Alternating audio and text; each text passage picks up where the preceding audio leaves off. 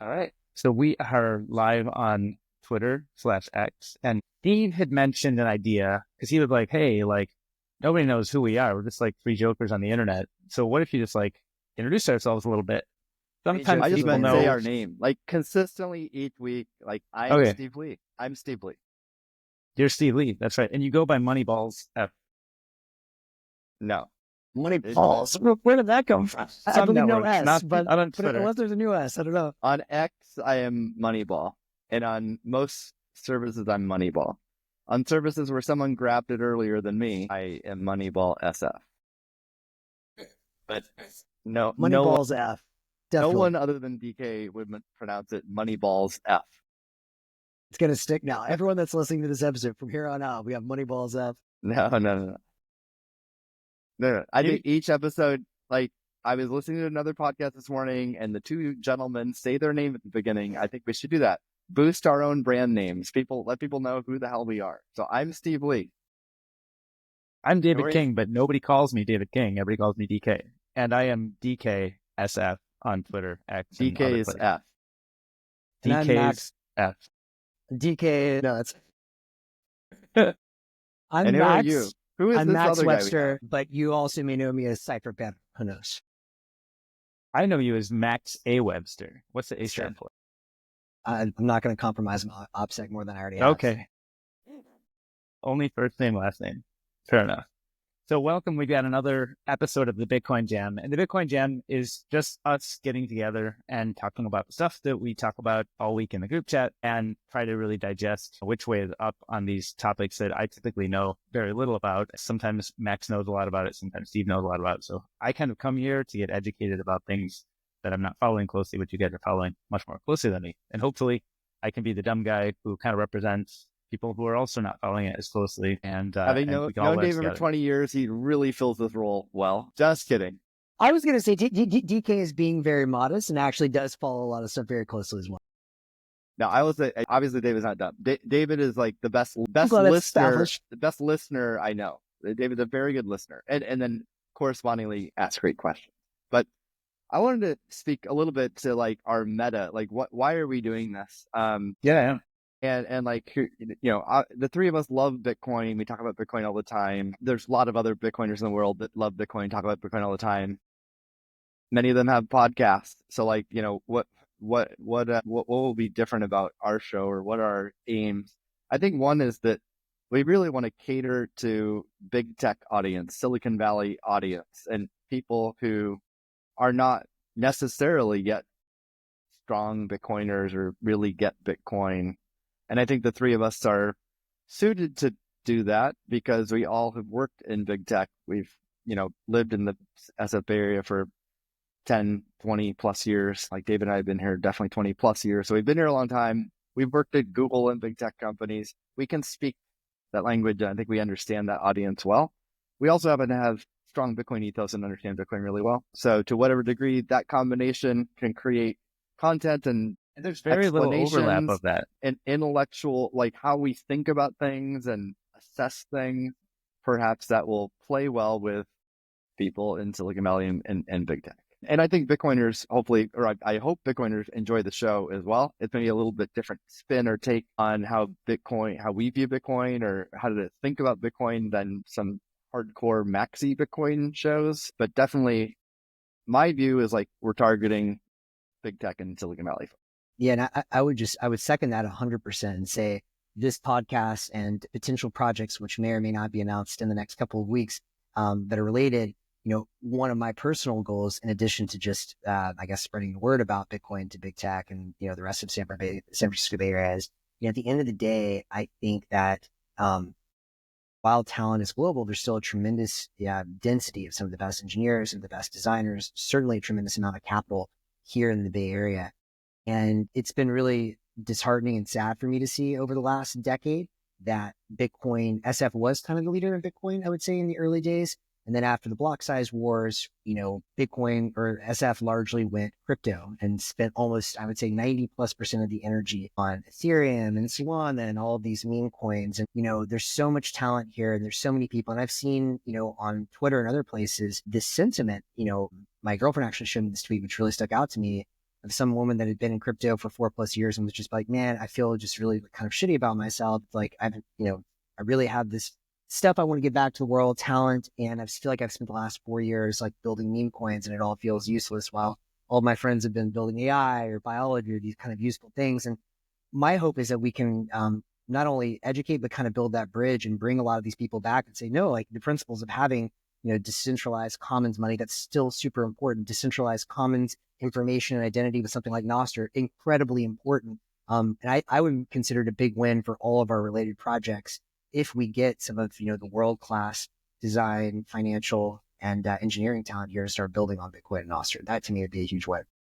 Yeah. And to obviously +1 on both of those, but to add to it, I think, you could say there's a lot of different people who talk about Bitcoin in different ways. And I think there's always new perspectives. Like if we add kind of a little bit of a big tech background, Silicon Valley background perspective, and sort of how we came to kind of understand and believe that Bitcoin is the future worth betting on, or the things that we want to build on, I think we can actually help change some of the narrative around how, I've heard from a lot of people who think that Bitcoin is dead and you can't build on it. And so that's why you choose Solana or Ethereum or some other, kind of technology around this.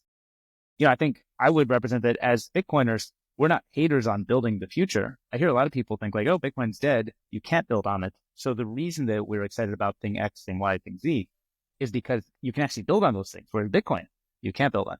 And I think it's like obviously a huge misunderstanding, but I think it's like, I think the biggest question to answer is there a good new money hypothesis that you're trying to build? Or is there a good new technology hypothesis you're trying to build? And Bitcoin is pretty well serving that money hypothesis. And so let's think about all the things that can be built if you sort of say like, look, we have a great new money that's solved. Let's still build things on top of a great new money. I was on Nostr the other day, I wrote a note kind of saying like, we need more creativity around all the stuff that can be done now that we have Bitcoin. And somebody was like, well, isn't it there? Should we just like wait and hold now? And they're like, no, there's so much stuff to build. So I think we have, just coming from the perspective that we do, everybody around us is always trying new things, building new things, wants to build a better future, wants to figure out how do I take my skills and contribute to that better future. And a lot of people outside of kind of our little bubble of the world think like, a lot of times think like, it's done, just hold it, just sit with it. And so I think if we could be part of the change or the voices that explain some of the opportunity that we're seeing, and maybe that inspires somebody else to build something new or to sort of take Bitcoin in a different, kind of build things on Bitcoin that we've never even thought of, right? Not that we've got the best answers or the ideas. It's just that we understand that stuff can be built on. So it's not a dead thing. It's actually a very alive thing. But figuring out which layers to build on is some of the tricky part. Like how do you build them, and what's worth building is kind of a tough question sometimes. And how do you get started? And I would also add that I think maybe one thing that I hope our show really highlights for these builders and financiers or whatever people thinking about this stuff is, there's been a lot of narrative really since 2017. If you're interested in tech and you want a decentralized internet, the innovation of Bitcoin was the quote unquote blockchain, first Web3 and crypto and all these different names for it. I think one of the ideas that's starting to crystallize, and I'll give a lot of credit to Drew Bansel, the co-founder of Unchained, who's had some of I would argue is easily one of the top 5, maybe the best thinker in this whole space. He sees the future very, very clearly. And he's talked about this in a number of pods and has a longer essay coming out soon that I was chatting with him about. But basically the gist of it, Drew will explain it far better than I can, but is that no, the real innovation is basically having free markets on top of commons, right? So you build a commons and then you build markets, and markets go in layers. And so as you start thinking about it, the blockchain was one necessary tool to build free markets, first free markets for computation and energy at the base layer, and then in the Mempool, and then on top of the Lightning Network. It's markets all the way up and down the stack. And so the people that got excited about Ethereum because you want, a free and open internet and free and open markets for data and identity and namespace and all these things we've all been talking about, those are all awesome ideas. They weren't possible to build in a really, truly decentralized way in 2017 or even 2020, 2025, 2026, hopefully they will be. And so I think that's the big message I'd like to get across. And so this is actually a nice transition into our first topic that we have. It's the first title topic of the show. which is it's going to sound a little bit, I guess, controversial or kind of a little bit maybe opposite to some of the ethos that we're talking about. So I think it makes for good discussion to try to understand why it may sound different. So there's this company called Taproot Wizards, and there's a guy, Udi Wertheimer, is that how you say it?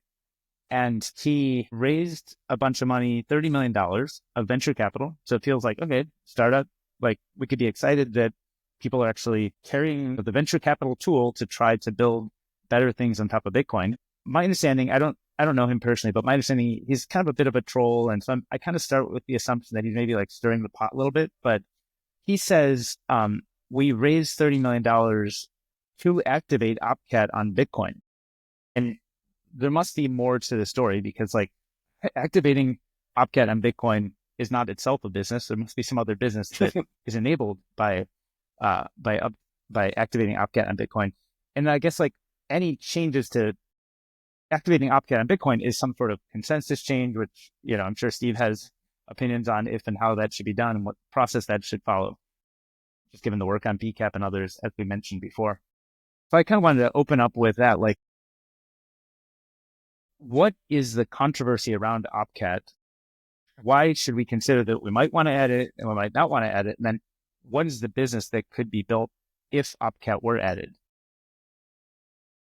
Well, first, to clarify, the BCAP project, which we've talked a little bit about in the show, it's not prescriptive. So I actually, at least from that project's perspective, I don't have an opinion about whether a change or how a change should occur on Bitcoin. There are folks that I know of, and I've read some of their draft publications that are prescriptive, like their opinion about how someone should go about a Bitcoin consensus change. I tend to generally agree with their drafts. So hopefully that gets published sometime and we can talk about it. There's many layers to this discussion about Taproot Wizards, their raise, you know, what are their goals of business. But yeah, I mean, in terms of like a concern that people would have is Bitcoin should be hard to change. It certainly shouldn't be possible to change just because one company raises venture capital money and then that changes Bitcoin. So on the surface, that's like absurd, and most people think Bitcoin would find that absurd. And I don't think that's really what people at Taproot Wizards believe either. I think they're just trying to create the conversation and awareness around covenants in general. This general concept of potential improvement to Bitcoin. In fact, it was a good segue from what you were talking about a few minutes ago, David, about building on Bitcoin. And like a lot of people in Silicon Valley and, you know, in within the Ethereum ecosystem believe that Bitcoin's dead, or you can't build on it, or you can't effectively build on it. And in fact, that's why there's a lot of energy. There's been a lot of energy around Ethereum for many years now. Is that you can build on Ethereum, can't build on Bitcoin. Be it OPCAT or a different governance mechanism, there's a lot of strong proponents for those technical changes to Bitcoin to make it more expressive, the kind of scripts or programs, like the notion of programmable money, that it improves that. So I do think, you know, whether it's Udi or Taproot Wizards or other proponents of these changes, I think they're earnest in that they're trying to improve Bitcoin and make it more expressive. So I think that's totally fine. Yeah. So I think, you know, Udi's style, his personal style and what he's doing with this company definitely rubs a lot of people the wrong way.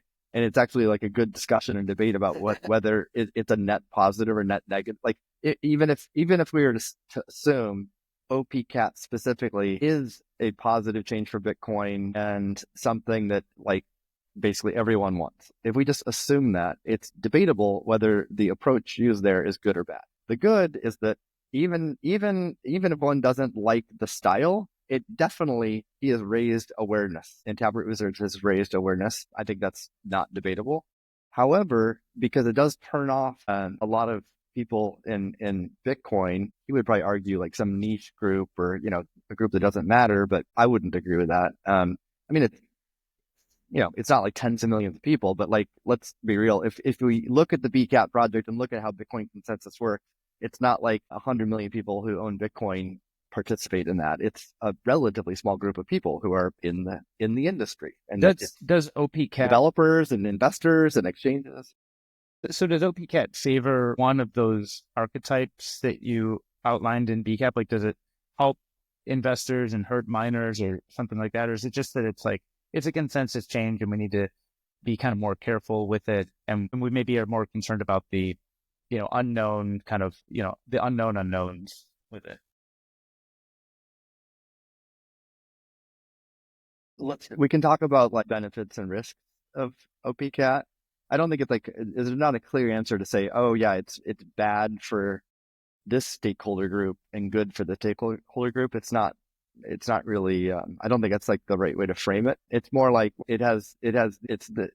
these features and benefits, which could enable these types of applications, which some people are going to like. And then there's some risks involved with it that are difficult to measure. And that's what causes a lot of debate and discussion, because obviously if we could perfectly quantify and understand the risk, then it really wouldn't be a debate.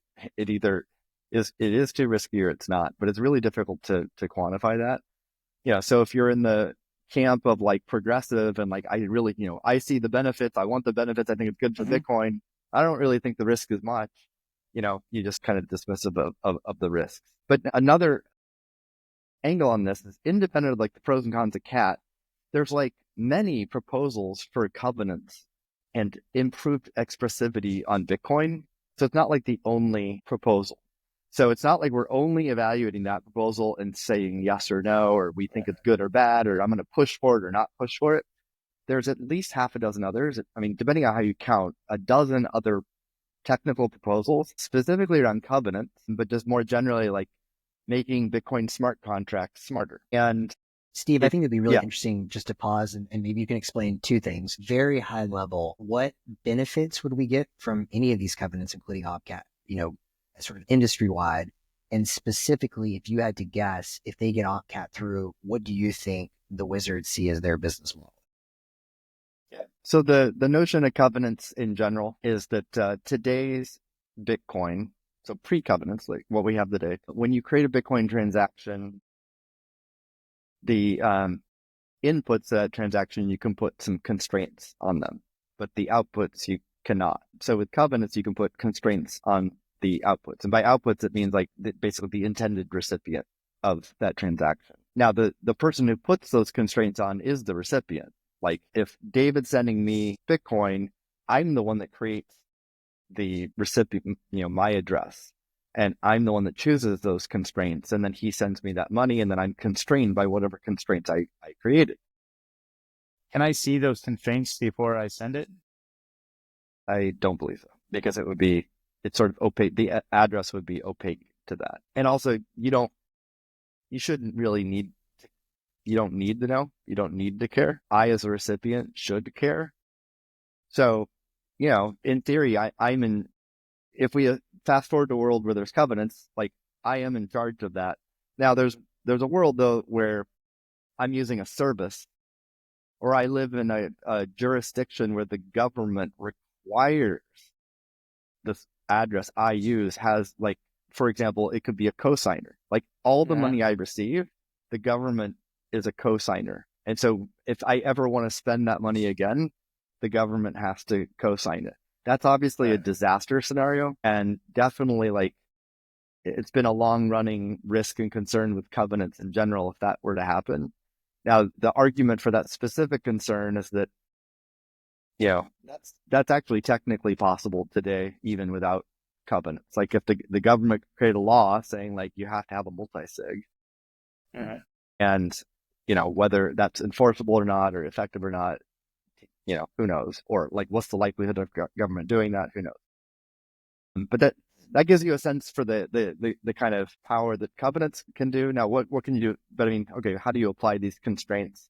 There's several different, one of the fundamental problems of cryptocurrency is how to scale them. How do you get all these amazing decentralized and self-sovereign characteristics, and yet scale it to people around the world and keep it peer-to-peer money without central servers. That's a nut that no one's cracked yet. Still, we still don't know how to perfectly scale it. There's a number of scaling proposals and technologies that are being developed right now, each of which is improved and enhanced if we had covenants.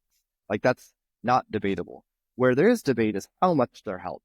And, you know, let's say you have a scaling solution that, like, Bitcoin itself is like not scalable, or it's, you know, it's like 7 transactions per second, or, you know, it's like the Swift of payment systems of the world. So if we want the visas and beyond, like AI agents paying each other a gazillion times per second, sort of almost like infinite scaling beyond that, a scaling proposal that improves Bitcoin by 10x or 100x is interesting.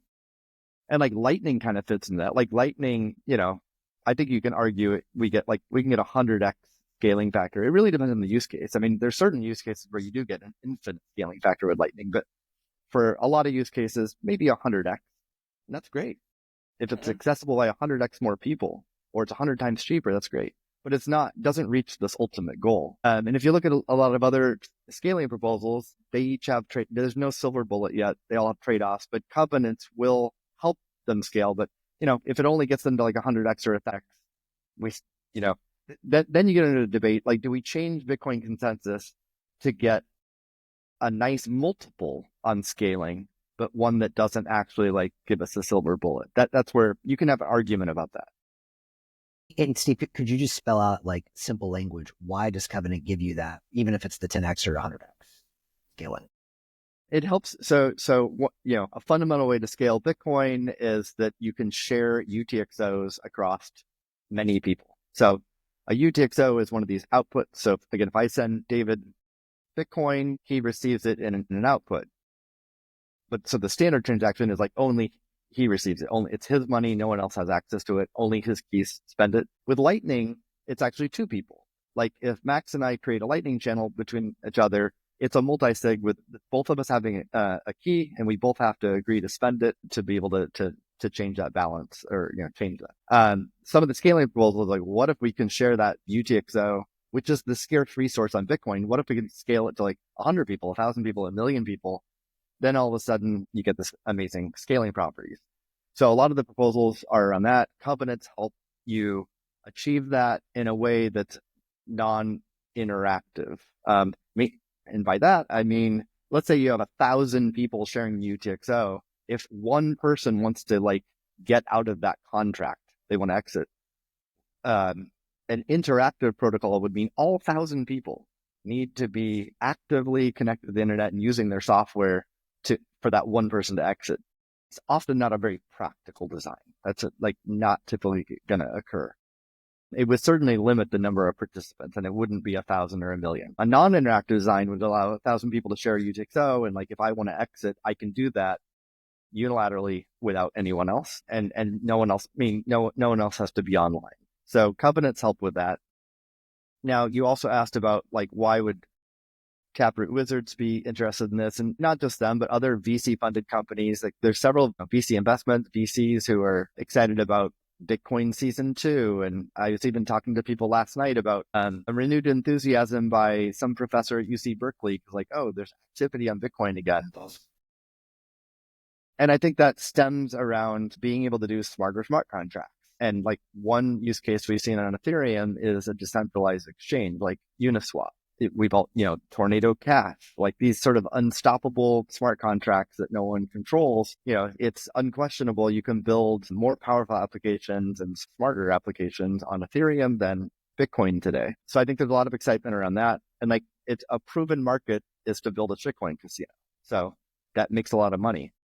I can't speak to what Taproot Wizards' specific business plan is, product plan, but they certainly talked about like DEXs and, you know, ordinals and meme coins. And I think they've said enough on that. It's pretty clear they see a bit. I mean, I think everyone has to admit there's a business in that for sure. There's real traction there. There's real product market fit. We can debate about is it sustainable or not, but there's no denying it exists. The market exists today. There's a lot of money to be made. I think they would also argue it's good for Bitcoin, and that activity happening on Bitcoin versus other platforms is a good thing for Bitcoin, healthy for Bitcoin. There's been some, a shift over the years of like unit of account from certain things. I mean, it's super early days for any cryptocurrency, but certain things were priced in Bitcoin and they actually got repriced now in Ethereum because activity's on Ethereum, and you can say that's bad for Bitcoin. So if we bring these use cases, even if a lot of people think they're unsavory, but if they're real, they're happening. If you have them on Bitcoin and things are priced in Bitcoin and we see more transactions on Bitcoin and more mining fees on Bitcoin, that's good for Bitcoin. I think that would be their argument. And, and if they can get rich while doing it and build a real business and happy customers, happy VCs, that all sounds great. And I don't have super strong feelings against that, even though that's not why I particularly participate in Bitcoin. Where I personally would get most concerned though is like VC money raises, like if a business literally needs OPCAT to work and function, and you raise all that money, that's going to create a lot of pressure to activate that. And that definitely does not seem like the right way to make Bitcoin consensus changes to me. It's a relatively small group of people and money that changes Bitcoin. And that's why there's a lot of people who find that quite distasteful. So it's unclear to me how much of their business plan really requires a cat, really requires any consensus change, what they exactly are telling VC investors. And like the lead VC actually are folks that we've known at least in past history. So it'd be really interesting to hear from them. I don't know offhand who did it. Well, let's tell people a little bit about some of our early forays into cryptocurrency. So in early 2017, that's when, both David and I already were aware of Bitcoin and studied it lightly in the past. But I think like our first real deep dive occurred in 2017 during that wave of excitement. We were both in San Francisco, and David led the charge on this, but I was like your sidekick. We created Curious Conversations. It was just this meetup group in San Francisco, but it quickly grew to 70, 100 people were showing up each time, and I think we did it every couple of weeks, or it was pretty frequent. Yeah. And it was just this rush of people in Silicon Valley who are like, oh, now cryptocurrency is a thing. Like it already went through a wave in 2013 and it kind of fizzled, and it's like, oh, now it's ready. So everyone's trying to learn and see what's next and see what they should create. And it turned out a ton of stuff was created from that group of people. Bitwise, Hunter and Hong, we were friends with them even before that when they were Facebook, and but they created Bitwise.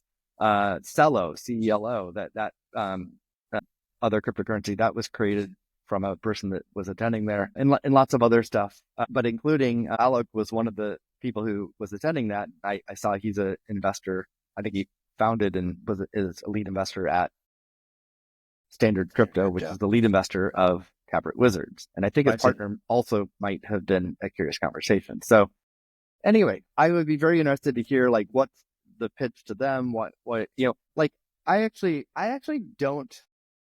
I don't have a problem actually with a VC funding a company that needs a software. I have all these concerns about it, but independent action, if I'm that VC, I don't think it's dumb. To calculate as long as you're incorporating that risk. And so I think it often would be dumb because for investing in any startup is highly risky. We all know that. We're all angel investors or max the full-time investors. So it's already a long shot. And then if you deeply understand Bitcoin and if you study the BCAT project and understand how hard it is to change Bitcoin, and even if it does change, it usually takes 4 times longer than you ever thought. You have to incorporate that risk, and that adds a massive lever on the risk. Now, if you're a VC that's done that due diligence, added that huge lever, and you still think it's a good investment, okay, more power to you. I have no issue with that.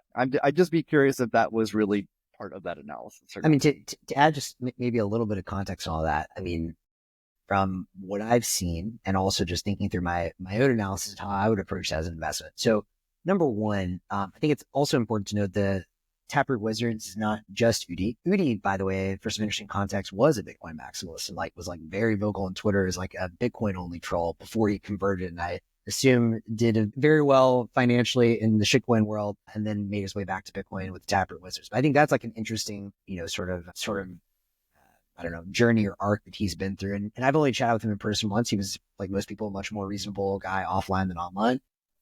But I definitely think he plays up the troll thing. And, as we've seen, you can, potentially, for better or for worse, win a presidency, profit handsomely, with as much attention as possible. So I don't think it's a bad strategy. I think, the idea that all PR is good PR is probably right.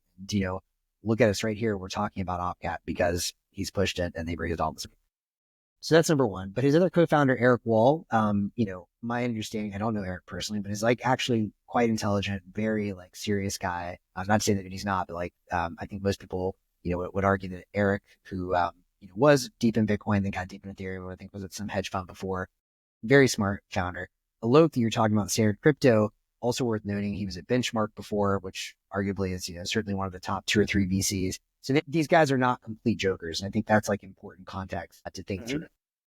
It's also worth noting, just as you kind of look at how the market is forming, they've also attracted some really great talent.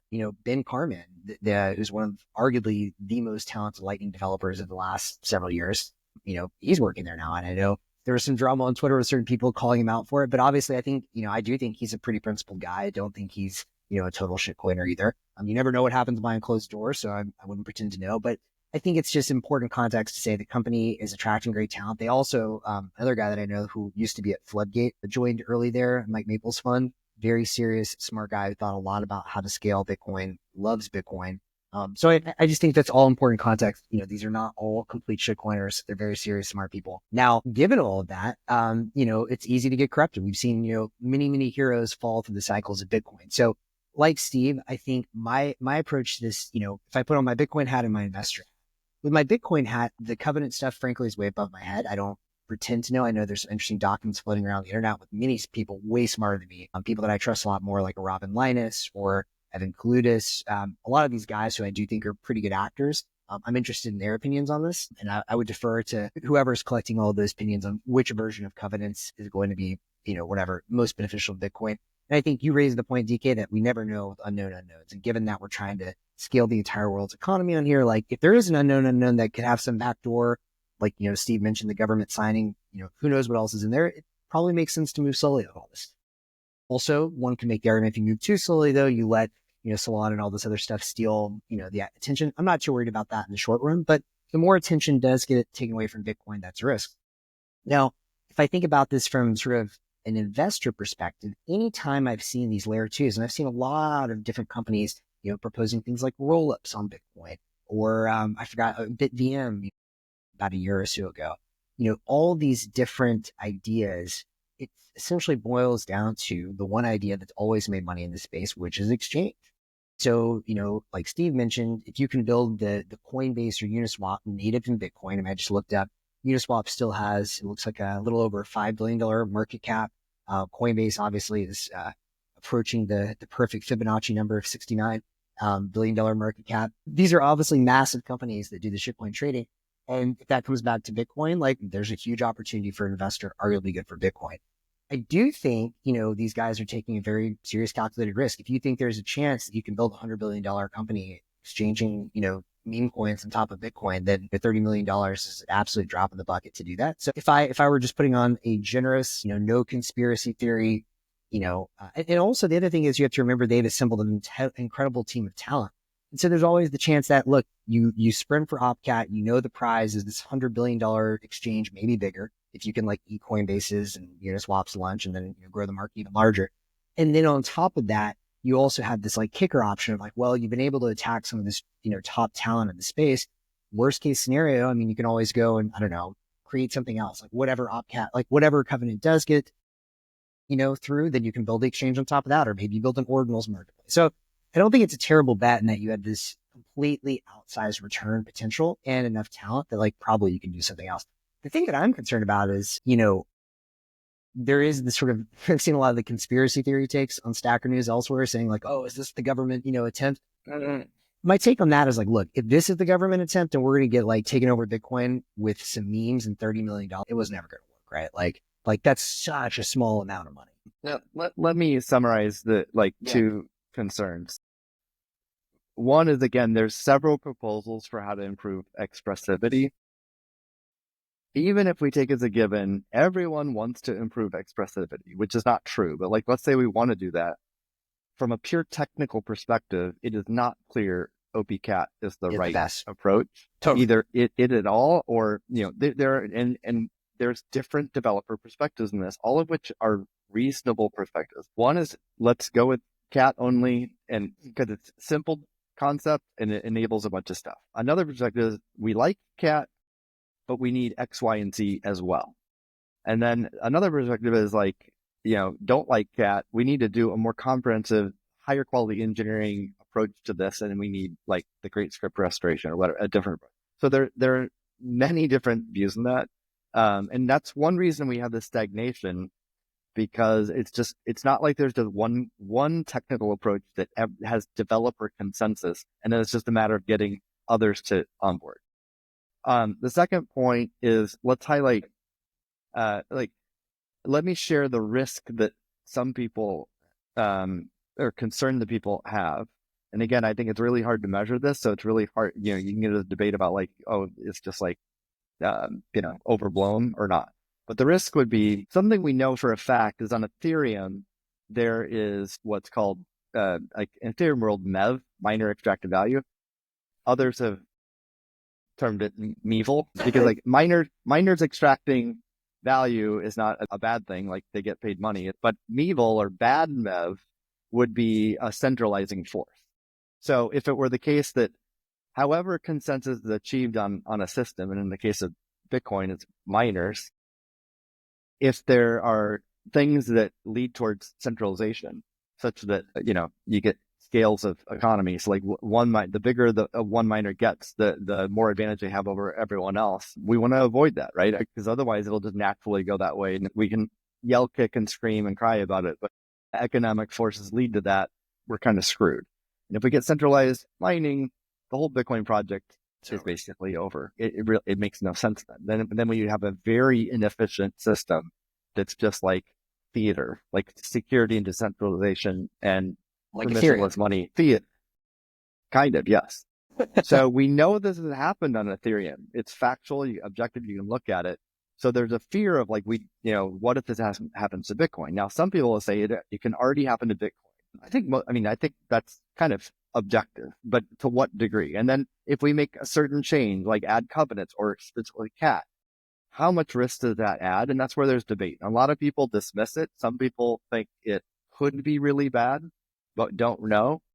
And so, yeah, that's a reason to be slow and steady about this. But, you wind up, if it's sort of difficult or impossible to study, measure, benchmark, and create a model to understand that risk, it's a bad, then it's a difficult, it's hard to get everyone on the same page then, because there's some people are going to be more risk averse and some people are going to be more, so if your aim is to create $100 billion company, you're obviously not going to be risk averse. Yeah. You're going to be like, you're going to dismiss that concern, right, and go for it. Because if you succeed, obviously you're super powerful, rich, famous, whatever. And if you fail and it kills Bitcoin, whatever, move on. Yeah, but if you're everyone else in Bitcoin and you don't really care about them building $100 billion business, you might want to be a little more, more sensitive to risk. And I should clarify, I actually am much more on team slow and steady. They're like, personally, I don't really care at all about getting the meme coins and stuff. I think Bitcoin's going to be fine either way. I think on balance, other things come to Bitcoin than not, but like, I absolutely agree. Like any unknown unknowns are not worth it to me and jeopardizing. And I'd love to see a real consensus form. Will that happen? I don't know, probably, but it will take a long time. I guess my point was more just, if you think that the right developers and influencers, and maybe some can, but can be bought for $30 million. I think that's, I think there's enough principled people that frankly are already wealthy enough from the first waves of Bitcoin that are going to sit there and fight so it doesn't happen. So I'm not as worried about that, but maybe I should be. Maybe I'm being naive. I mean, I guess if $30 million in one company is enough marketing to do that buying, then that's pretty damning about Bitcoin's future anyway, right? So that's my point. What do you do when BlackRock drops, $1 trillion or whatever? Yeah. And I'm like just remember too, like sometimes people hear $30 million, like, wow, that's a lot of money. We're not saying it's not a lot of money. That's a lot of money.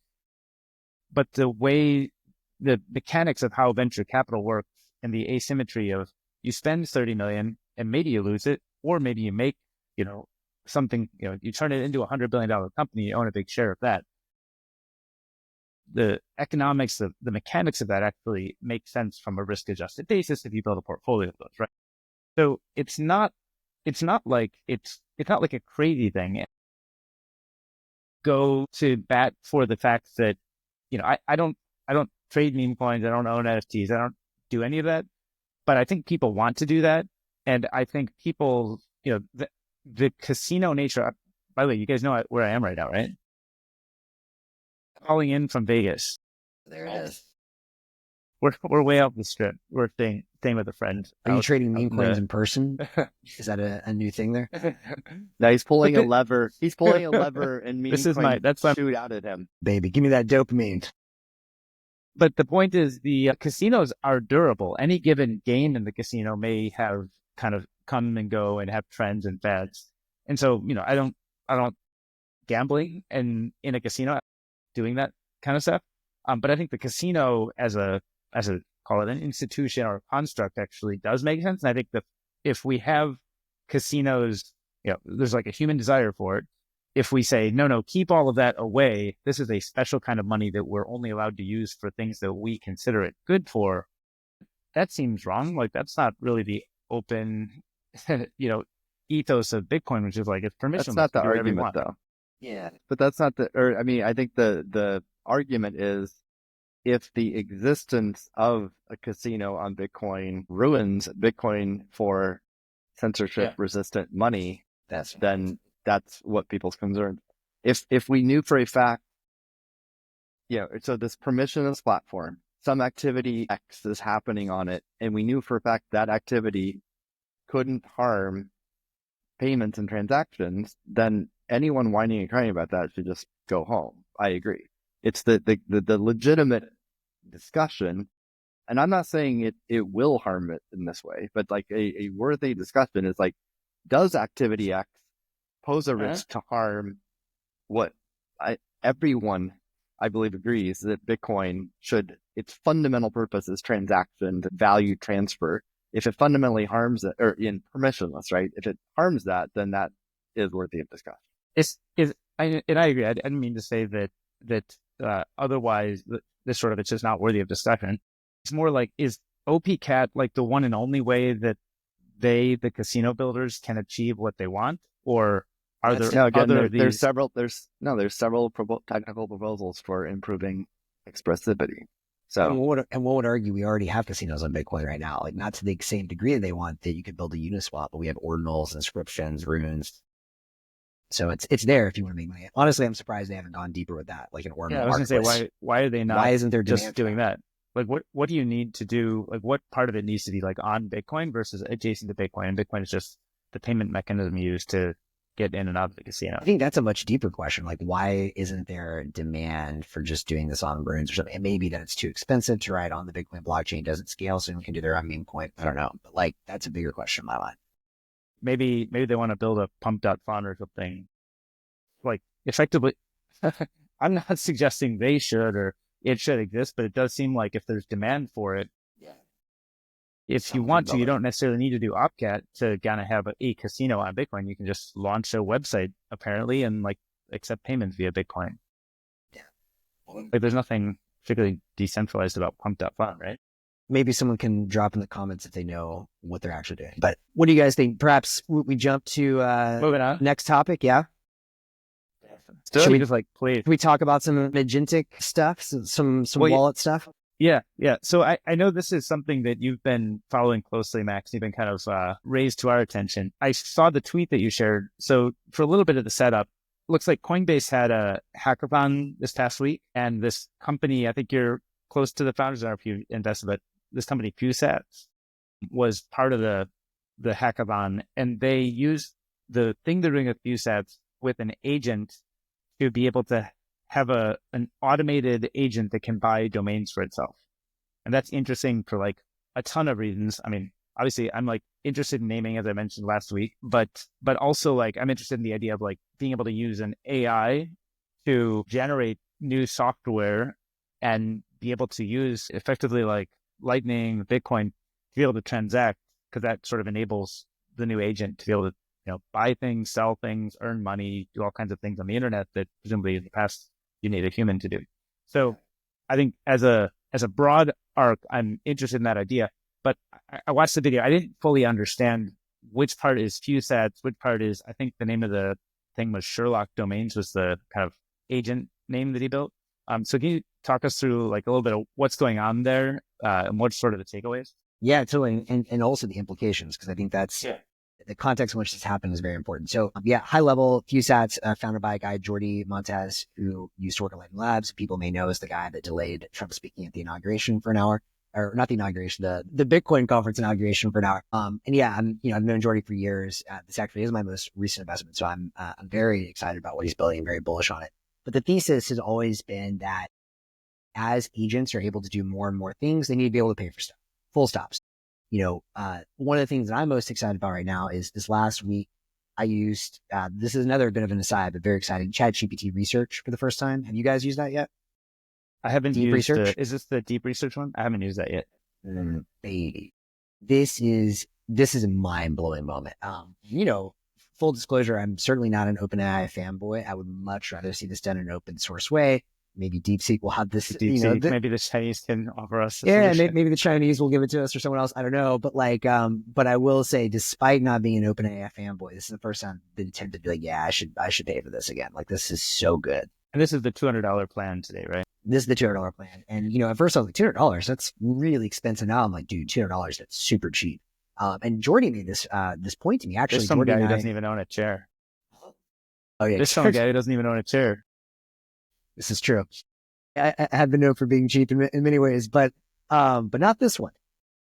And actually, so I did a longer podcast jam with Jordi, released last week on my other channel, Ideas from the Edge. If people are interested in hearing the whole story, what Jordi's building, you can go and listen to that. But in that pod, one of the things Jordi told me is like $200 a month is only expensive relative to the value you get out of it, right? And so just to give you two examples of what I did with deep research. One is for this trip planning that I'm working on, you guys know about.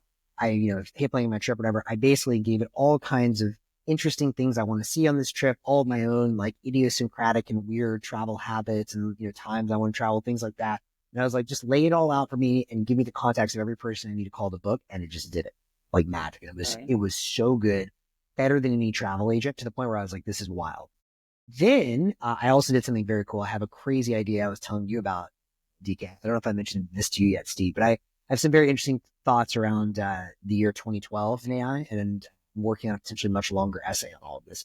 Well, I basically asked ChatGPT research to go and track down all the sources I needed and rewrite. 2012? Oh yeah, there's a deep rabbit hole around this. But to rewrite this essay for me in the voice of Terence McKenna, who I think is one of the greatest thinkers of the last century, one day be recognized as such. And oh my God, it was so good. Like, I actually love writing. I'm never going to stop writing because it's something I really enjoy. But I was to the point where I read this and I was like, yep, this may be better than something I could have written. And I've never had that moment before. So anyways, all that to say, I'm extremely bullish on like AI is way more powerful than I thought for doing real world tasks. Now, if you imagine that first task, I said, we're plan the trip. It's really great when the AI tells me, hey, here's all that you need to do. Call these people. But my dream world is I say, great, whatever, that's $2,000, go. Just don't make me even touch it. Just do it. Book everything I need booked. And I think that's going to happen this year. And so that's what Jordi is trying to build, is essentially Stripe for agents. Maybe OpenAI is going to do this themselves with Stripe and whatever, but there's going to be the long tail of Deepseek and all of these open source models, agents that are bubbling up right now from the top that are going to need a really easy to use payment. And so what he's done is he's built a really easy way for an agent to interact with a wallet, which is essentially to be able to have permissions on what it can spend for, the limits, the kinds of things it can spend for, things like that. And so he's integrated already Stripe, Bitcoin via the Lightning Network, and now I think USDC on base for this Coinbase hackathon so that they can use that as well. Go where the users are, that's fine. And what's really cool though in this example is he went in Replit, and Replit now has their own agent, and he built the ability for the Replit agent. He was kind of a hack because the Replit agent, I don't think is supposed to do anything, I don't know, like real runtime on the internet. I'm not sure exactly what the issue there was, but he figured out a way to augment the Replit agent with a Bitcoin Lightning wallet and use that to hook up to Sherlock Domains, which is another product he launched. And this is, the website itself is interesting, but that's not the really cool thing. It's a package you can install from Python with a pip install to literally go and have the agent with this AI wallet that he built go and buy a domain name. And so from Replit, which is not supposed to have this capability, he took their agent and he said, go buy me notahuman.ai. And he did, and it worked. And now that, obviously he had to give the private keys and the information necessary for the agent to use, whatever, to use his Lightning wallet. All good and all there. Now, that is the pip install. I just want to make sure I understand. The pip install is of the Fewsats package. That's right. Or it's of the... And Sherlock Domains is Sherlock Domains part. That's both. part of the package? Yeah. Okay. So there's a Fewsats package, I believe. And then also, I don't know if he included it or did it separately for this demo, but Sherlock Domains as well. But I don't know what the that's Fewsats package was. He was wrapping it in a Replit agent that was calling the production Sherlock Domains, or that was calling... Yes. So, local. And I believe Sherlock Domains is itself a wrapper for this agent to use in Python around, I don't know if it's Namecheap or GoDaddy or one of these registrars. And so, but this is crazy because this was all done locally within Replit using the Lightning Network, doing whatever conversions he needed to do real time. And it's great. I mean, he got, enough attention that even Amjad, the founder and CEO of Replit, was tweeting about it and seemed pretty excited about where this could go. So, to me, the implications of this are massive, and it gets me, not only excited about, something like ChatGPT research, but like 3 major implications I think are going to come out of this. Number one, it makes me very bullish on something like Nostr Wallet Connect, the ability for an agent to be able to hook up to any wallet. That's very, very important. Right now, that's the easiest protocol that we've seen to do that. Number 2, it actually makes me very bullish on what the Mutiny guys are now building, which is Open Secret. Which is the ability to store a key in a secure enclave in the cloud. This is another company I'm invested in, so I'm really, really excited and bullish on this. I didn't realize how powerful this is going to be, but the ability to have your private key, I believe it's in AWS right now, but stored in a secure enclave in the cloud gives you kind of the best of both worlds where you can get the speed of the cloud. But in theory, assuming it all works and their stuff is all open source, so people can go and poke around and play with it, but the ability to basically have encrypted communications and not have anyone else take your key. That's super important. Is he managing that secure enclave and the services that support that? That's kind of what that's what they do. Part of the business is? Yeah. I mean, it's all, to be clear, the hardware is Amazon, not. Right.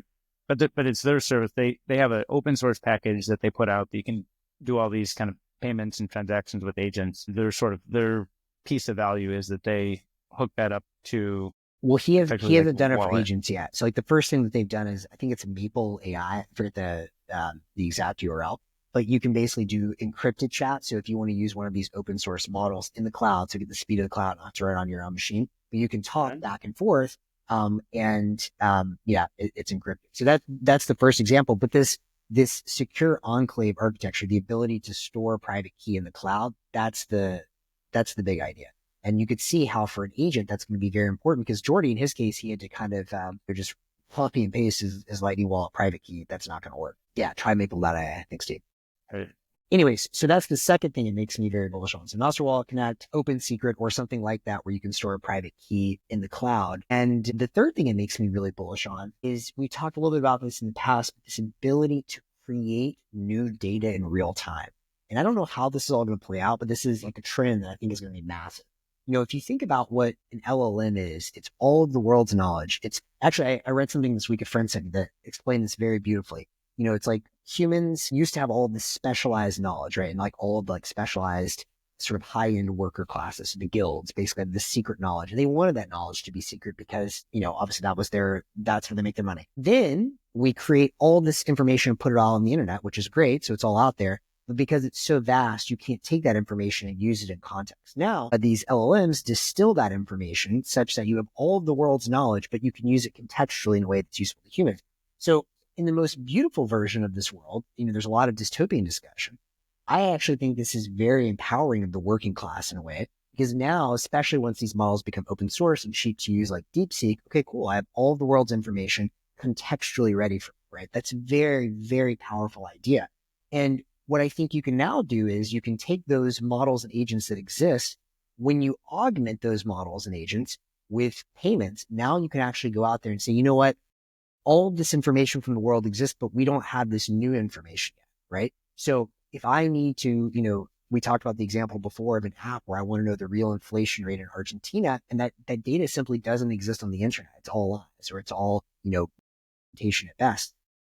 Then the agent can say, well, I've got all this stuff on the internet, but I don't trust this piece of information, but I've got this budget of $100. And so I'm going to go out there and ping my other agent buddies or humans and get them to take a lot of photos, take that data back and calculate the real inflation rate, which I can then mix in with all of the rest of the information I have. That is going to be absolutely massive. And so that's one of the things I think payments are going to kick off. But all that to say, the next year is going to be wild. And I think payments are going to be a big one. I have a couple of questions, Max, or for either of you. I mean, instinctually, it just seems like AI agents and payments, it's just going to be massive and strong growth. Like why wouldn't we see AI and payments grow substantially over the next couple of years? Biggest reason, so to be clear, I think I'll take the Steelman case the other way, but I think the bigger question in my mind is which way it's going to flow. I think it's inevitable. So the bigger question is it going to be completely closed and permission networks, right? To be clear, it's not going to be ACH or SWIFT, right? It's super slow. If an agent needs to get all this real-time data and say, well, wait a second, my bank transfer is going to take 3 days and there could be a rollback, and that's not going to work.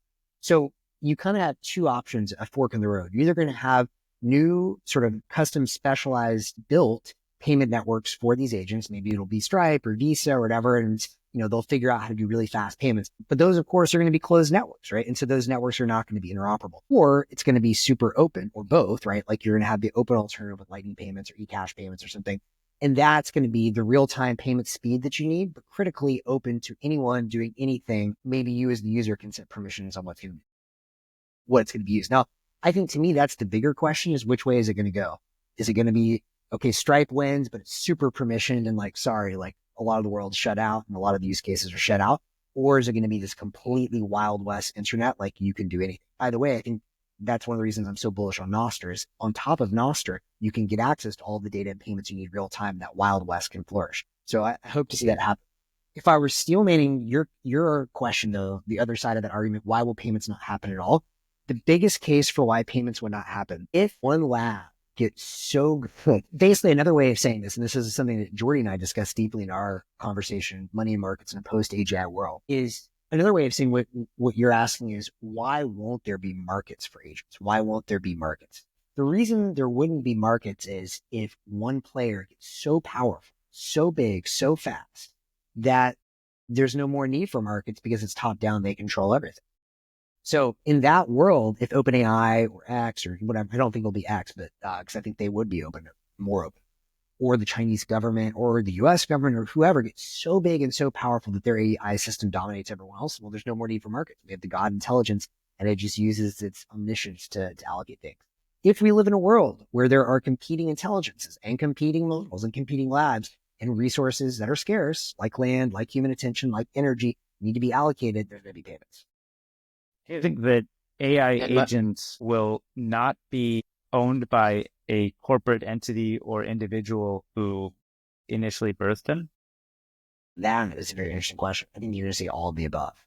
You're going to see in the early days, the AI agents are going to be owned by humans and they're going to set the intention of the will. Do I think there's a possibility that they could, either, and this is a much deeper philosophical question, will they become quote unquote conscious or whatever? Maybe, maybe not. I think it's hard to say. But even if they're conscious, there are conscious, we've seen before structures where there are conscious people who get enslaved by other people.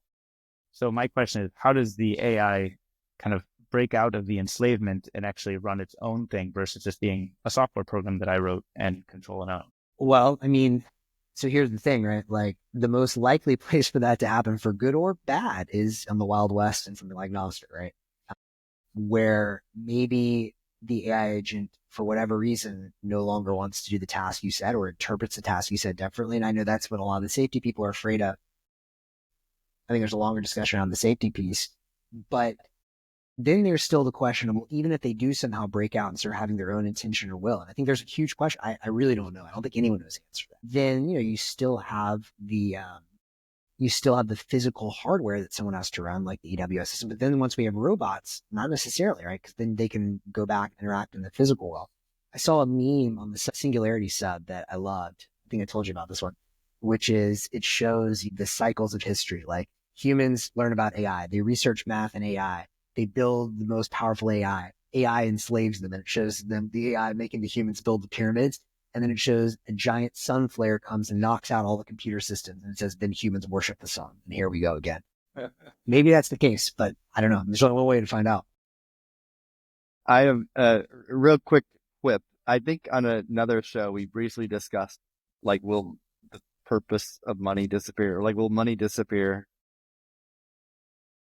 Max, I think you tried to make the argument, or, you know, I think that's crazy, but you actually made my argument just a few minutes ago, which is in this competitive AI, I mean, you're going to need prices.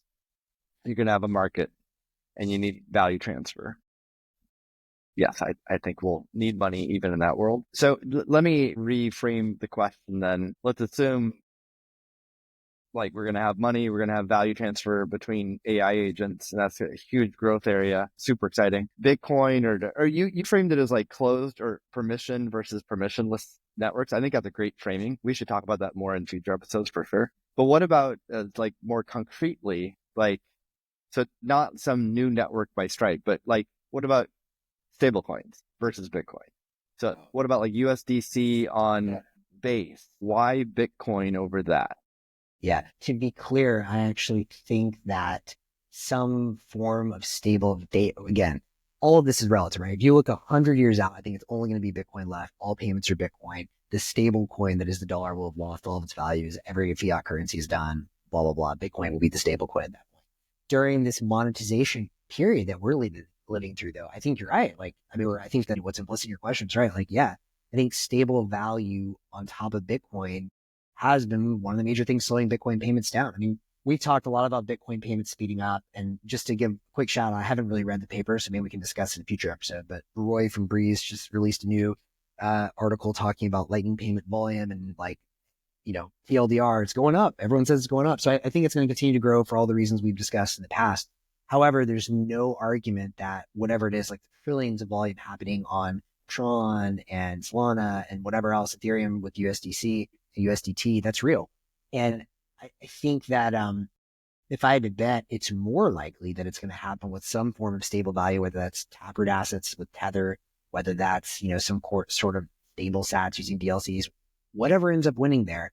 But why is it going to happen on the Bitcoin network? Well, then that comes back to the question of permission versus permission. So I think my most likely base case is that the biggest pop is going to be stable value on the Bitcoin network denominated in dollars for agents for short term. Which the closest thing we have to that today is that the Taproot asset stablecoin thing that we saw last There's a couple of possibilities. There's that. There's all the cash use. I mean, if I also had to guess, like maybe it's going to be all the stuff happening in Cashew and Cali and that band is working on, like the ability to create mints, which are effectively blinded banks that don't know who their customers are. That's another top conversation, but they can issue dollar denominated tokens. Maybe that's the most permissionless, the most interoperable with Bitcoin and Austrian. Maybe that's what's really going to pop. I think that's an open question. By the way, I just shared a comment in the chat. This is a tweet that I copied. This was written by Patrick Collison, who's the founder and CEO of Stripe. They just recently acquired Bridge, which is a stablecoin kind of aggregation technology company. And his tweet said, "We expected Bridge to grow very quickly, and we're nevertheless shocked at just how rapidly adoption is exploding. In the coming years, everyone programmatically moving money will likely want a stablecoin strategy." So that's like somebody who has a position where they see a lot of the inside data about how stablecoin adoption is growing. You literally quoted Stripe, and this is actually from the Stripe CEO like a couple of days ago. I think it was a bit, yeah. So like stablecoins are winning currently, and it feels to me like it would be hard to make a strong case for why stablecoins won't win in the near term. I think I believe it could be a transitional technology, but in the near term, stablecoins have product market fit. People understand them. As much as they're complicated and hard to use in lots of ways, they also generally kind of work for the use cases. You know, people figure out how to use them for the use cases they need to. But stablecoins seem to be undergoing a lot of transition right now, right? So But this is a great topic. In a future episode, let's dedicate quite a bit of time to it because I'd love to explore it. I don't disagree with what you guys are saying at all. So I'm curious about, what are the differentiators with Bitcoin payments that matter sort of today? We can all fast forward 100 years, but I mean, I'm more interested in today. The use cases or niches that Bitcoin payments can carve out today. When I say Bitcoin payments, I don't mean dollars on Bitcoin. I mean, that's interesting too, but I'm talking about Bitcoin as money, Bitcoin unit of account, and then how do we see that growing? But I think that's a meaty topic, so we can save that. I did want to address, we love audience engagement. So Cooper Nelson on X chat asks, thoughts on Doge and the future of USD rails? Could see Elon launching something in 2026. So interestingly, whether intentional or not, Doge could mean a couple different things here. Since Doge in Elon, I think he means Doge, the cryptocurrency, not Doge, the government efficiency department. So, yeah, well, I'll give my quick take. I agree with what Max and David said about stable coins. Doge is not a stable coin. So, I mean, Doge, I guess I'm fairly pessimistic on Doge for payments.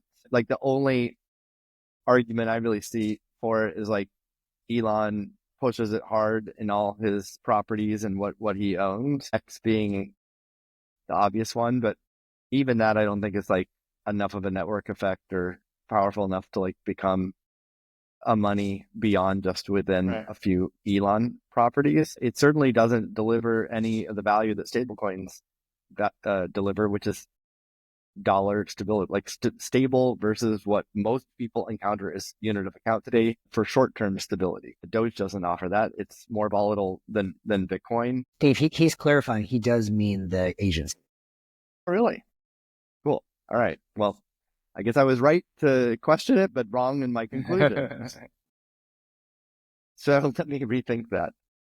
Well, I don't see the original question in the chat. What was the original question? Like, what is Doge? Thoughts on the Department of Government Efficiency and the future of USD rails? Could see Elon launching something in 2026. So, well, government. This is maybe this is related to that concept. I don't know if this is what he's pulling on, but I thought I saw in the last week maybe it was a proposal for how stablecoins would be regulated in a new way that would preclude Tether from doing what they're doing. Did you guys see this? This was a few days ago. I read it a little bit, but I think it had some stipulations about, the jurisdiction or how it interacted with, fiat rails, or how, I think it actually was a strong term around how the audit was going to work that would preclude USDT from existing. So USDT, obviously, is, talked before, maybe offline, maybe on the show, but highest revenue per employee company ever created, much, much better than the Googles and Facebooks of the world, even as a revenue per employee, because it's just like crazy profitable. But it doesn't actually have anything like super defensible that the government couldn't step in and just recreate overnight, right? Like it's just a bunch of relationships. It's not really a deep technology, like it doesn't even have a network effect in the way that, like an end user network effect, like Meta would have, Facebook, Instagram, etc. So I think it is like highly possible to capture and recreate that, or sort of regulate it out of existence and then create your own version of Tether. And maybe that touches on the kind of thing that Doge might do. And it does seem like if you're trying to consolidate power, say it's no CBDC, but it's actually USD, EUSD or something, make up some new name for it, but it's some sort of like a stable coin that operates basically like Tether, but is operated by Doge or some other kind of, department in the government.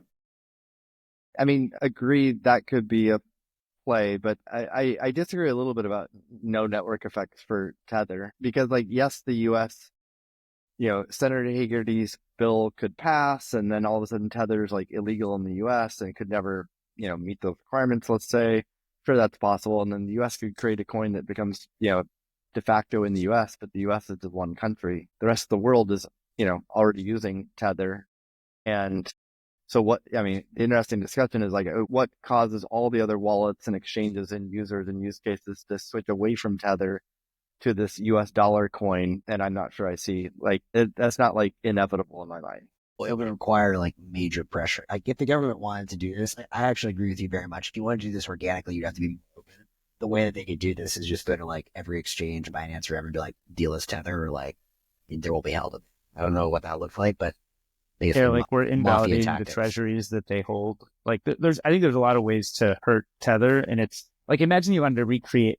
My claim, by the way, isn't that you can swap it in and out overnight. Like I think it's work, but it's it's months of work, probably not years of work, and it's fewer relationships. Like take a service like Instagram is actually, you've got billions of people who are consuming, and you've probably got some large fraction of them also publishing. And so you have to change the behavior of those billions of people kind of overnight and move it all to a new system. That's very, very hard. In the case of Tether, there's some network effect, but it's like an exchange over here, an exchange over here. There's probably hundreds or thousands of endpoints that you'd have to control, but it's not billions. So I just think it's like, from a complexity standpoint, it's probably a much easier thing to sort of overtake through force of will. Well, to be clear, I think the thing they have, I agree with you, Steve, that there are strong network effects. And I think what I would add on top of that is really strong brand, right? Like if you got like end users in Africa and Latin America, it's like, they know this is money. However, to your point, if you can just choke all of the on and off ramps, like I'm saying, I don't think some private company can come in and just swoop in and redo what Tether did. I do think the government can say, well, you're not going to do that. We're going to do that. Right. I actually have another question. I mean, one quick thought on that and then a related question. Quick thought is, I think it's going to be very interesting to see what Elon rolls out with payments on X this year. We talked about in our very first episode, there's at least one dude already taking Bitcoin and Cash App. That seems very bullish for us, but there's other people. I saw someone else accepting tips, and it was, Stripe or whatever. So it's going to be very interesting to me to see what he actually rolls with there with his own private company, and then with the government and Trump involved. Like you just never know. It's a wild guess. One question I do have, and I thought about this, I don't really have a great answer yet. I'm curious, just kind of real time, y'all's reaction. I've always heard that, and I've always been resonated with this, that the biggest quote unquote threat to Bitcoin short term would be effectively the US government balancing their budget. Right. Yeah. Because like if you just stop printing money, it's like, well, the dollar's pretty great. And like if there is no inflation, I think in the long run, Bitcoin still wins because that's temporary. Like the money printers, like the ring from Lord of the Rings, it's too much power for anyone to resist over time. Maybe there's one specific guy that can for a while, but then he's gone. But what do you guys think of that? Like if D.O.G.E really just like slashes all of our spending and like balances our books, like is that good or bad for Bitcoin? I'll respond to this, but I also want to do a time check and at least let's get 5-6 minutes for the last topic, which I think is a good one. But I think during the Clinton years in the 90s, I think we balanced our budget. It's like it'll be a fleeting moment. I mean, D.O.G.E is successful. It could be like once in a lifetime type of event and an amazing reset in terms of spending, but like the human nature will also. So maybe it hurts for some Bitcoin investors, it will hurt their thesis and sell, and maybe there's a little bit of downward price pressure in the short term, but I don't think I think it's sort of inevitable that fiat currency and the global reserve currency behaves a certain way. Yeah, I agree. I think it's just human nature. And I would add to that my hope from this moment that we're going through is that it can be such a sea change for how government structure works that we could get clarity on how, first, that, like I said before, that foundation, we have clarity on how the foundation of money movement works, and that's public, open, and transparent. And then maybe we can add metadata to that somehow. I know recently there was some mention of a blockchain being used in government, which, who knows which blockchain and what technology it is. But I think being able to sort of have metadata that tags money flowing in and money flowing out, I think if we can just have those things happen, that's awesome. I think then we can actually build a new, like I tweeted the other, any without transparency in the movement of money is just a fool's errand. Like, what are you trying to accomplish? You're sort of like taking a stand on something you can't even audit or understand. It's just like he said, she said at that point. Last thing I'll say, and then let's move to the last topic on this is, even if we balance the budget indefinitely, awesome for US, good job, fiscal responsibility. But there's still the value proposition of Bitcoin being a neutral money for the world. Because in that world, we'd still have the US dominates with our money. And I guess we're American, yay. But like for the rest of the world, so there's still the value proposition of like, is there a money that is credibly neutral for the world? And Bitcoin will still hold that. But DK, tee us up for the last topic. Yes. Well, by last topic, you may mean the mining pool centralization pressure, or you may mean the mempool clear. I'm guessing you're meaning mining pool centralization pressure. Yeah. They're related. They're kind of I was related. hoping to show Mempools space's Yeah, new visualization. This is the Stratum jobs one. Yeah. And then do you also have the blog post that let me pop this one up first. There's two things to show. I looked at this and I was like, okay, cool. And let's you talk about this. I don't right? really get what's going on. So does that share okay? Can you see that? Okay. Yep. So before we dive into this visual and what this is showing, just really high level with Bitcoin mining, the way the system works today, there are mining pools that are selecting transactions. Then they farm that out to miners, which are actually running the ASICs and doing all the hashes to find the magical number and mine a block. So you see in this visual here, Stratum jobs. So Stratum is just the name of the protocol between the pools and the miners, and the pools send Stratum jobs to the miners. The miners are just like a calculator, right? They're just computing a few values over and over and over again. And they take this input, this information from the pools to help them, to direct them so that they're actually computing values that could mine a real block and unlock value. So that's at a high level what this is. What this is trying to communicate is that there's more centralization to Bitcoin mining than previously thought. This was discovered about a year ago, and now we're developing better and better visuals for this. This still can be improved, and I think it will be improved. I've chatted with the folks behind this, so I think there's ways to improve it. But what was discovered about a year ago is that several different pools, and you can see some of the names of the pools like Binance Pool, SEC Pool, Ant Pool, Poolin. These are all distinct brands, but what was discovered a year ago is that actually they're really just front-end proxies for one, and that one is Bitmain, the company. And the concern is that Bitmain controls about 50% or 51% of the hash rate, 51. which is like a danger sign. So yes, it's possible for miners to, if anything nefarious happened by Bitmain, miners can switch away. So that's why it's not like a, red alert, like emergency, but it's still alarming. And it's like, this is not a healthy state for the Bitcoin network. So what are we actually looking at here? Well, there's the label Merkle branches. So each of the vertical colors is what's known as a different Merkle branch. We'll pull up another post in a second to help the audience better understand what that means. But in a given Stratum job, there's a number of different Merkle branches. It looks like about 10. And the more that they match between these pools, the more, like, you can imagine a similarity score, the more similar they are. The data is suggesting that these pools are actually one computer is operating all this. And you can kind of see here, like right now, this real-time view, the top 5, Binance Pool down to Poolin, all have their Merkle branches match. So the whole Stratum job Does match. the Merkle branch mean the block template is the same? Is that, are those roughly equivalent statements? Can you pull up the blog post and then show that? And once you have it pulled up, scroll down until I think the first visual in that blog post. So right there. Actually what you had. There. Maybe zoom in a little bit and make that visible most of the screen. Yeah, thanks. So it's pretty technical, but at least it helps answer way better than just my words. The pinkish color, that's the representative of the Merkle branches. So one thing for people to understand, a block is a bunch of transactions, like let's say 3,000 transactions in a block.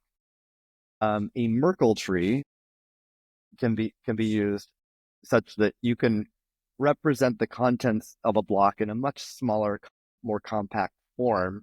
And it's just this computer science data structure called a tree, and specifically a Merkle tree. The boxes that you see there in the middle are this tree, and what the pool is providing each miner is the pink boxes, along with the information on the left-hand side, which is the Stratum job. And as that visual shows, the miners calculating the blue boxes. So the miner is just like calculating those over and over again, like a gazillion times a second, until it finds the magical number which would mine a block. So when those pink boxes, as we saw in the other view, there's actually about 10 of them. When they match between pools, that highly suggests that the pools are operating off the same Bitcoin core software and Mempool. It doesn't literally mean that. Like, you could run your own Bitcoin software, I could run my own, and it would be possible at some moment in time, our Mempools, which basically our view of the network and what we think are the next set of transactions, could perfectly match. That's not unreasonable, that they could perfectly match at a given point in time. But for it to perfectly match over and over again, over months and months and months, that's like statistically impossible. And so what this research has shown is that even over multiple months, a number of pools are identical, like the entire time or for long periods of time. And if you scroll down to the next visual in this, there's a table. Yeah. This table sort of demonstrates what I just said. So this post defines what a similarity score means. And this shows how similar different pools have been. This is just, I'm happy. So the good news is that this data is available. A couple of developers have collected this data. They're now visualizing it. There's still more work to do to make this understandable by the masses, because even in our description right here, I think, it'll take a little bit more time for someone to really understand this, but we're going to keep improving this, and it'll just make it more transparent and highlight the fundamental problem, which is this centralization. And there's definitely some things that are relatively easy wins to improve decentralization of mining. There's others that are much harder. We can talk about it in another show if we want to, but this is super nerdy and deep stuff, but it really is at the heart of Bitcoin. If this fails, in a sense of if there's somehow lock-in created where there's only one or two computers and one or two entities that control mining, then the Bitcoin experiment is over or will go down. Definitely, yeah. It might take investors years to figure this out, but if we lose censorship resistance, if we lose true fundamental decentralization at the mining level, number will eventually go down, and the smart people will get out early, and the people who aren't paying attention or don't get that this is fundamental. Even if all you care about number go up, they'll be the last ones, and their number will go to zero. So we don't want that to happen. We're talking about the pools are a software layer, and they coordinate all of the miners, which are a hardware ASIC layer, right? And the problem comes when you have that software layer, the pool, issuing templates to all of the, to maybe a large fraction of miners who end up winning the Coinbase, or kind of finding the nonce to win the block reward. Is that roughly where it is? Since I just introduced a bunch of complexity there, another very fundamental thing is the reason pools exist at all is that you don't know how often you're going to find a block. Whether you have a small mining farm or a large one, even a large one, which on average should find a block once a day. There's on average 144 blocks discovered per day. And let's say you have, 1% of the overall hash rate, which is a massive mining operation. You'd expect to find one once a day, but on average, However, there's a luck factor with mining because it's all probability. So you might have a bad luck streak. You might have a good luck streak. Like Foundry just found 7 in a row. So you could have a good luck streak where you find like 7 in a day, even if you're only supposed to find 1. But you can also go 7 weeks in a row without 1. So someone's taking financial risk because the bills you pay don't wait until you find blocks. Like the electricity, or you're paying off a loan for the equipment you bought. They expect their payment on the day that they told you have to pay, or else they take all your equipment. So you have to deal with the real world. So someone has to take the financial risk. What's transformed in this space is that the pools have been taking that risk. First of all, they pool a bunch of miners together. So it goes from like once a year I should get paid, or a block is found, to like once a day or more frequently, because I'm working with other miners, and then I get my share. Then on top of that, some pools, and what has become the dominant payout mechanism is the pool guarantees the miner, we're going to pay you every day, no matter what. Even if we don't find the number of blocks we expected to, we're going to pay you no matter what. Well, if you make that contract with them, that means you need to have a lot of liquidity. Because if you hit a bad luck factor, you need to keep paying out every day to the miners. Well, that requires a lot of money. And we've seen pools fail because they didn't have enough liquidity and they went into a really bad luck factor. In fact, I think recently Foundry went through bad luck last year and they had to lay off a lot of employees. So, and other pools have literally gone bankrupt and failed. So small pools. So the question, why are these other pools using Bitmain? Like why they sell their brand name, but actually under the hood, it's Bitmain. It's because that centralizing force of Bitmain's like, don't worry, we've got the liquidity. Effectively an insurance company. Yeah, exactly. So miners don't want the risks, so they've given it to like Brains and Binance Pool, and then those pools don't want the risk, so they've given it to Bitmain. So it's all centralized around Bitmain. And Bitmain and Foundry now are, 85+% of the network. And Bitmain probably has given it to the Chinese government somehow, right? So it all comes back to China still controls the hash. And I know we're over time, so we should wrap, but I think there's at least some optimism in some of the stuff we were talking about in person this week. I think Stratum V2 is one of the things that might help correct this. And then you also mentioned the braid pool is a share mechanism that I was not very familiar with. So I'd like to hear more about that. So Stratum V2 is an improvement and definitely improves things, but it's not like a silver bullet. A braid pool promises to be the silver bullet. It could be the silver bullet. It's much more at the R&D stage, so there's still a lot of like uncertainty of can this be built and can it actually be deployed and be effective? But at least it does strike at the heart of this problem. The heart of the problem is that like Bitcoin mines blocks on average every 10 minutes. And so it plays into this, so let's say I have a mining farm that I can mine a block. I'm expected to mine a block once a year. What Braid Pool does is accelerate that by like 6,000x. So it would just be whatever the math is on that, like 20. So like once an hour. So I have a small enough farm that I'm only expecting to mine a block once a year. I use Braid Pool, and now I get a payout every hour. Obviously, it doesn't mean I get 6,000 times more money. It's just whatever that expected payout is over a year, divide that by 6,000, and I get paid out every hour. That's what Braid Pool promises to do. So if it's able to work, then that fundamentally solves the problem, and we literally don't need pools anymore, and we don't have any of the centralization. And this is early R&D. Like, if the R&D pays off, do we have a sense of over what time period we might see this start to happen? Is this years away, or might we see progress or evidence that this might work within nothing good in Bitcoin is faster than a year. So, like, it's 2 weeks, David. Anything good in Bitcoin is many years away. So, year or two of getting to an alpha beta stage, and then like probably a couple of years of like fixing, and then like many years of deployment. So maybe like 8 years. But I mean, the reality is it's not like Bitcoin's going to die in the next 8 years because of that problems. It would be amazing if the timeline I just gave and if the solution works as the way I described it and it happens in 8 years. That's amazing. Guys, I know we're over time, and I think we are probably due for another deep mining episode in general because there's so much to talk about. But one last very quick question, because I have not seen any good analysis of this online yet. And I'm curious if you guys have a hunch. If you've been checking on Mempool, two things happened last week. One, the Mempool cleared, I think it was last weekend or something.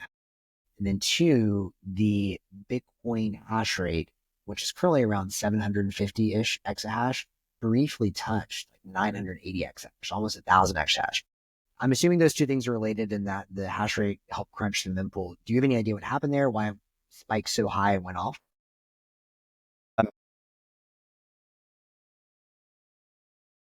Let's see. I mean, I think that there's a little bit of relation there, but they're mostly unrelated. I think the mempool cleared largely just because there's not a whole lot of demand for transactions, right?